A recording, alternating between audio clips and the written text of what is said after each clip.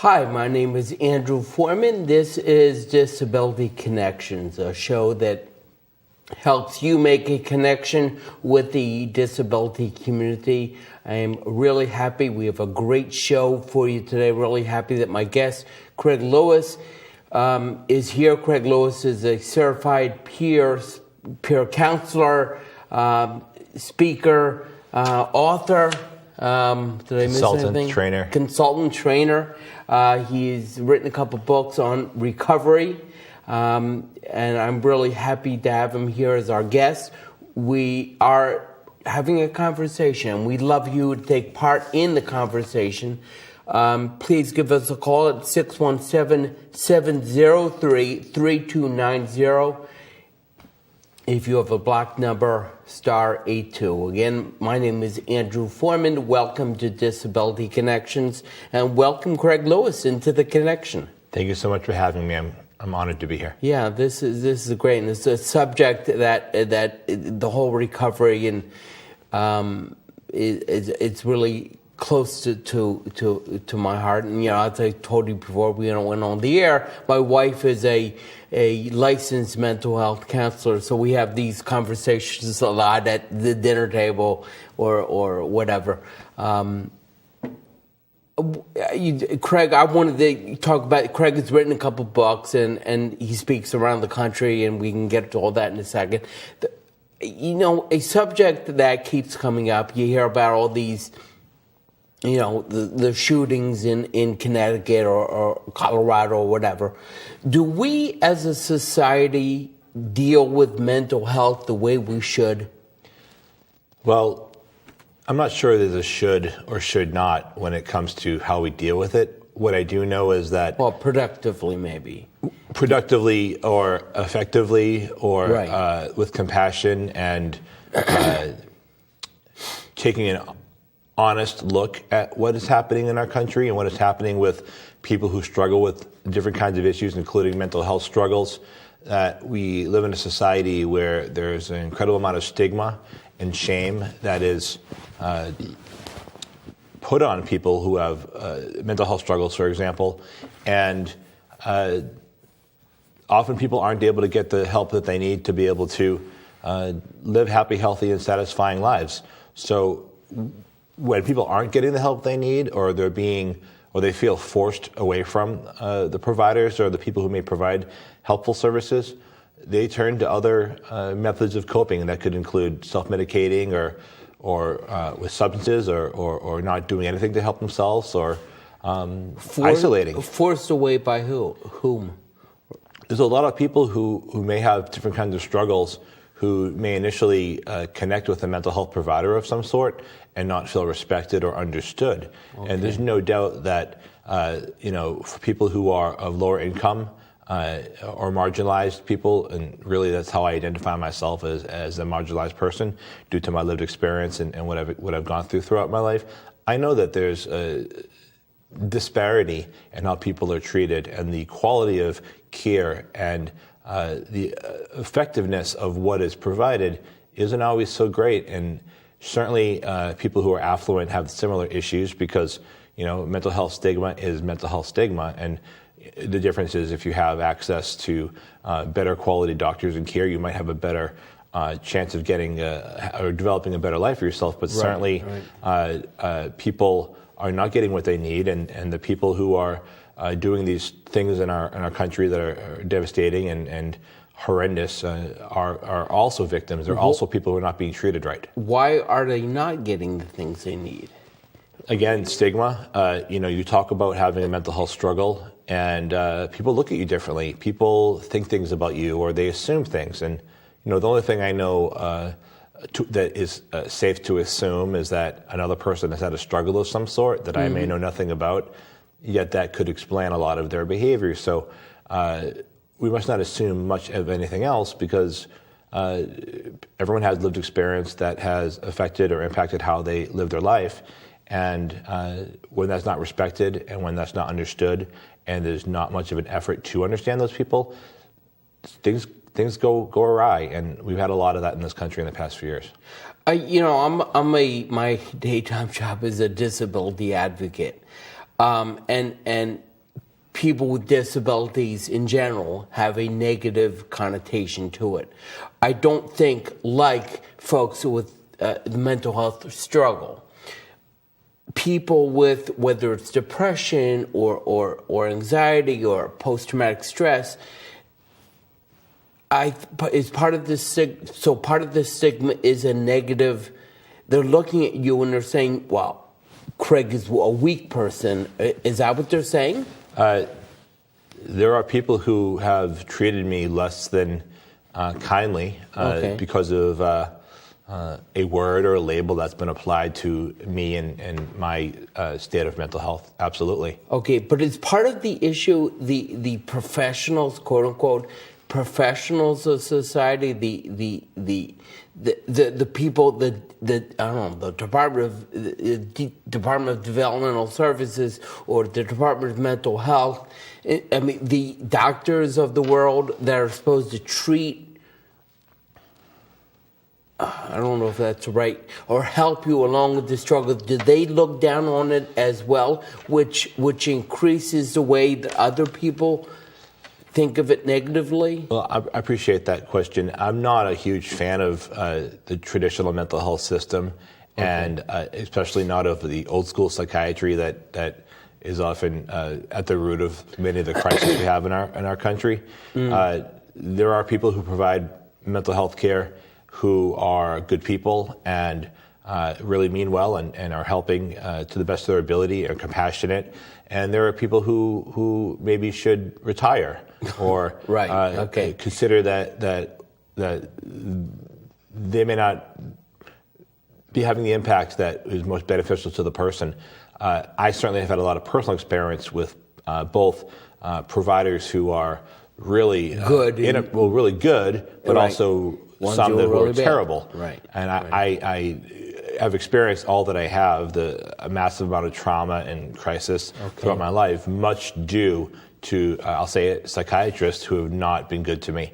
Most of my life has been greatly damaged by psychiatrists who have not been good to me. And, once that label was put on me and once I was, institutionalized and put on heavy psychotropic medication, and I actually got worse. I got worse and I got worse and I got worse, and I actually became what they said I was.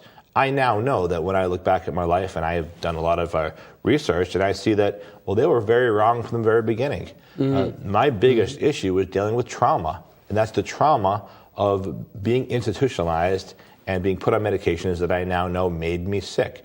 So I still see a psychiatrist, and that person is wonderful to me, and she is empathetic and supportive and compassionate, and she sees me as a person for who I am.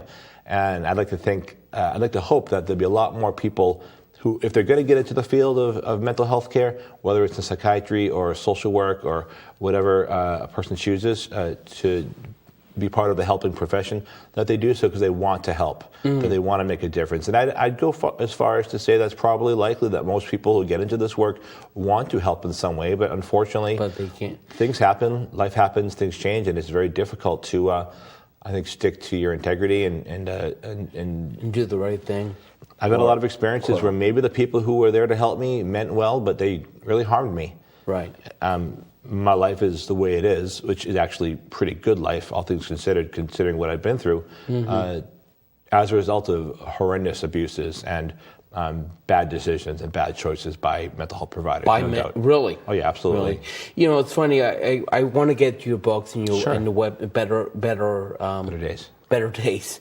But my wife, as I said, works for a counseling agency out in Taunton, and the owner of the agency, Dr. Stahl, he's in business to counsel. That's his business. But he always tells me almost every year at a Christmas party or whatever that we over medicate ours, and that's almost what you were just saying.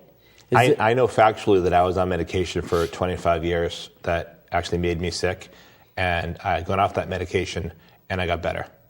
Go figure. Interesting. So that's what you're saying. And that's reality. That's what happened. I got better. Interesting. Such a topic. The first time I thought clearly in my adult life was when I went off the medication. Really? And let's just be clear. I do still take medication, and it helps me with the intensity that I experience as a result of all the trauma that I've experienced, as a result of being put into the system really manipulatively and inappropriately. Yet I do deal with trauma, and some people benefit from medication, so I'm certainly not saying don't take medication. I'm not saying do take medication. But there's no right, there's whatever works. What I'm saying is people need to be informed on what's available and to make the best decision based on the information they have. And if they're being told what to do and they're not being informed on all the options, that's a problem. I think if people can make educated decisions with good quality information, Google's your friend. Look it up. If you're not getting what you need as far as information from a provider, ask someone else. A person could choose to go to a therapist and exercise and meditate, and that might really make them feel a whole lot better. Another person might choose that they want to try one kind of medication or another, and that might benefit them. I'm not pro-medication or anti-medication. I'm really just pro-wellness, happiness, satisfaction with life. So however a person gets that accomplished for themselves, I support that. I mean, I'm not a big supporter of, using alcohol and street drugs, but at the same time, people who do use those substances are trying to ultimately get through the pain. Right. I respect that, and I understand that as being evidence of somebody who desperately wants to make their life better. Interesting. My name is Andrew Foreman. This is Disability Connections. Please, if you want, please join our conversation, 617-708-3290. If you have a block number, *82. Talk to me about Better Days. Better Days. I'm going to hold up the book so people can see it. Craig has written 2 books. Well, I wrote this book, Better Days, a mental health recovery workbook. I have another book called You're Crazy, which is an anthology of 27 stories, first-hand accounts of people from the punk rock scene in the United States and Europe, talking about their experiences with mental health struggle, addiction, and trauma. A second volume is in the works right now in the editing process, and a third volume has the call for contributions up now, so people are sending in their stories, which is wonderful. Better Days, this workbook that I just held up is titled Better Days, a mental health recovery workbook. It is a curriculum that is designed to help individuals who have any sort of struggle, whether it's with a mental health struggle or addiction or trauma or stress or frustration or communication issues or really anything that gets in the way of you living a happy, healthy life. The way we manage our reactions, the way we conduct ourselves under stress and duress and upset, and when we're triggered or dealing with an upsetting situation, the way we deal with it absolutely impacts the way we get through it. So if we are able to make a informed decision, really honoring that we're the expert on ourselves, in order to be able to deal with the situation that comes up, that maybe in the past we know may have caused all sorts of havoc and chaos. For me, it would be getting fired or getting beaten up or arrested or something similar to that effect. I know that I can't keep doing what I was doing because that results in problems. So because I know that about myself, and I know that I really don't want those problems to continue. I want to have a happier life. I want to have a more satisfying life. I want to be more stable and have the things I want so I can be happy and well.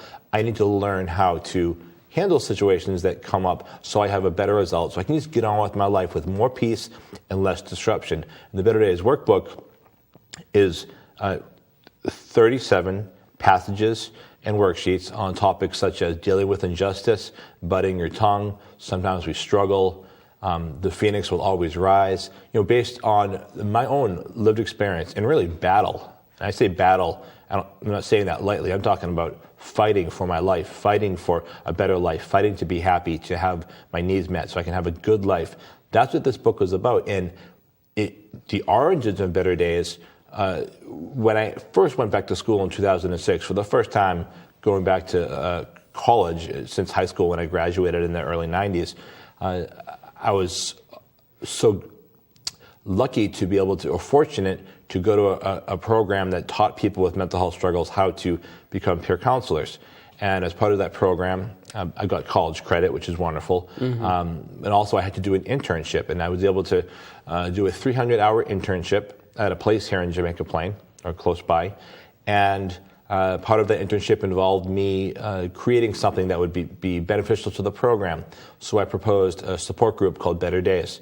So they accepted that, and we made a flyer, and we announced it at the community meetings, and lots of people came, and the supervisor sat in with me, and people participated, people benefited. I came up with this curriculum, this worksheet, and people responded. Somehow I had some sort of skill that I did not know I had. I gave the support group, the Better Days group, every once a week for the entire 300 hours I was there. And then each time developing a new worksheet and passage, and then I worked some different jobs in different places, and I volunteered for a while, and I continued to develop these passages and worksheets. And then I stopped doing the groups. I had other things come up, and it sat in my drawer for years. And then I said, you know what, people really benefited from those worksheets and those passages in the support group form. How about I put it into a book form?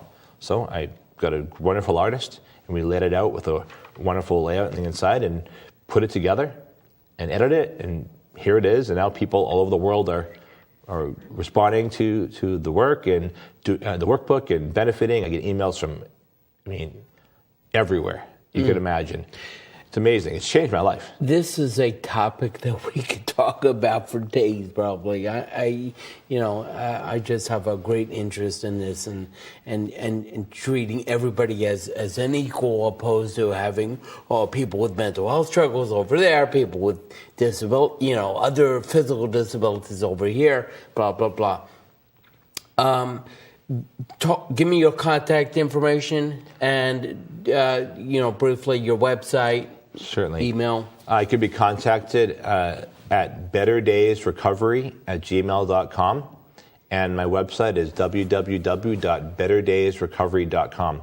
And if people go to the website, they will be able to learn more about the Better Days workbook. They'll be able to download pages to see if they like it themselves. They can order a copy there if they like, and they can also read several testimonials from people who have obtained copies of the books and what their experiences were with it, which are thankfully all overwhelmingly positive, which makes me feel great. What was the one thing, quickly, is there one thing that stands out in your mind, one testimonial, one comment from someone that's read a book or gone to one of the support groups that really stands out in your mind and says, I really made a difference here? A person that I've never met had written to me and written a testimonial on the book's Amazon page and said something to the effect of, when the person got a copy of Better Days and read through it and looked through it, it helped them figure out that whereas life was very complicated and painful and difficult, that they got to look inward and examine their own life and how they want to live and what they want to accomplish. And that person ultimately realized that they had themselves, that they were the biggest, most powerful, actor in their life, in their recovery, and that they realized that they were the ones that could change their life, that they were the experts, that they could absolutely make decisions and make choices to have better results in their lives so they can live a happier, healthier life. And that testimonial is just... really meant... It means so much to me. Yeah. It's wonderful. So what is the one thing, one thing we want to leave viewers with here today, that they remember Craig Lewis? Should they all go to the website and look at the book? What is the one thing you want people to remember you by? I want people to know that we get better, that I've been through a lifetime of chaos, violence, trauma, abuse, sickness, living in substandard housing, being treated with disdain and contempt by many. And often I did not think I would make it through. Yet somehow every day I woke up and I tried again. And what I've come to learn and embrace, as difficult as it is to do so, is that every experience I've had has been necessary. And without every experience, I wouldn't be where I'm at today, and I wouldn't be who I am. And I like me. Right. I have to work hard, right. But I like me. I've learned to embrace my experiences as terrible as some of them may have been and as wonderful, they've all helped me become me, and I'm happy where I'm at. I'm grateful. That's fantastic. That's great. Thank you so much. Well, thank you very much for being here, Craig. I appreciate it. As I said, this is a topic that we just scratched the surface. But I please visit his website, check out the books. Craig is a great guy. If you see him speaking somewhere, go see him speak. I've never seen you speak before. You came to the office once, but very, very hard. I mean, just the connection we're making here it's really great. So thank you very much, Craig. And this has been Disability Connections. My name is Andrew Foreman. Thank you very much for watching. And thank you very much, Andrew. You're welcome. For having Thanks. me.